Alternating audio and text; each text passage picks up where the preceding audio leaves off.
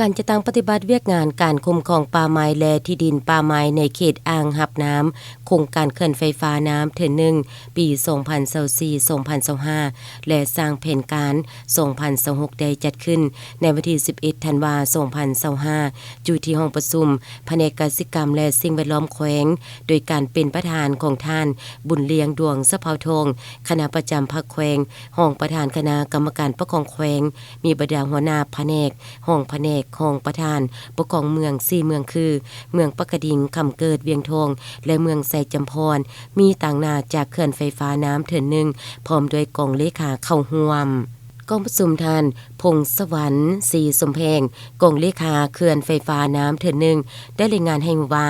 โครงการนี้แม่นโครงการหนึ่งที่รัฐบาลลาวได้เซ็นสัญญากับบริษัทไฟฟ้าน้ำเทื่อ1ที่สนองไฟให้บริษัทไฟฟ้าลาวและขายออกต่างประเทศโดยเฉพาะแม่นประเทศไทยซึ่งจะนำไหลรับเข้าสู่สาธารณรัฐประชาธิปไตยประชาชนลาวซึ่งบริษัทไฟฟ้าน้ำเทื่อ1ได้เซ็นสัญญาสัมปทานกับรัฐบาลลาวเป็นเวลา27ปีซึ่งมอบเขื่อนไฟฟ้าดังกล่าวให้สาธารณรัฐประชาธิปไตยประชาชนลาวเป็นฝ่ายรับผิดชอบเพื่อปกปักรักษาป่าไม้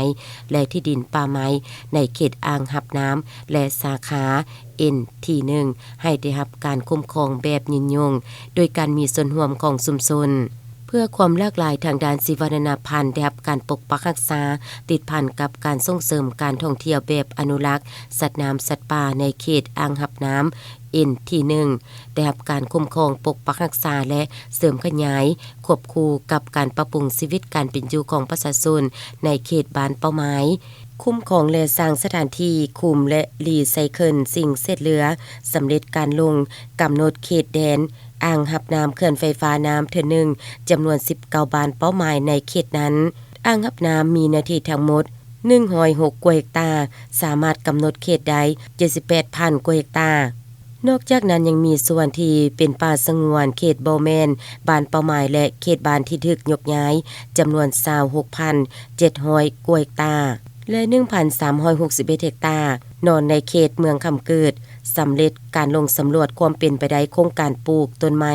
ป้องกันการโซเจือนและตกตะกอนที่มีความต้องการปลูกเบียไม้จำนวนทั้งหมด566ครอบครัวเนื้อที่309กว่าเฮกตาร์ติดตามทบทวนการนำใช้ที่ดินและป่าไม้คันบ้านสำเร็จทุกบ้านจำนวน19บ้านเป้าหมายมีการนำใช้ดินป่าไม้ทั้งหมด 10,438 เฮกตาร์ซึ่งเริ่มแต่ปี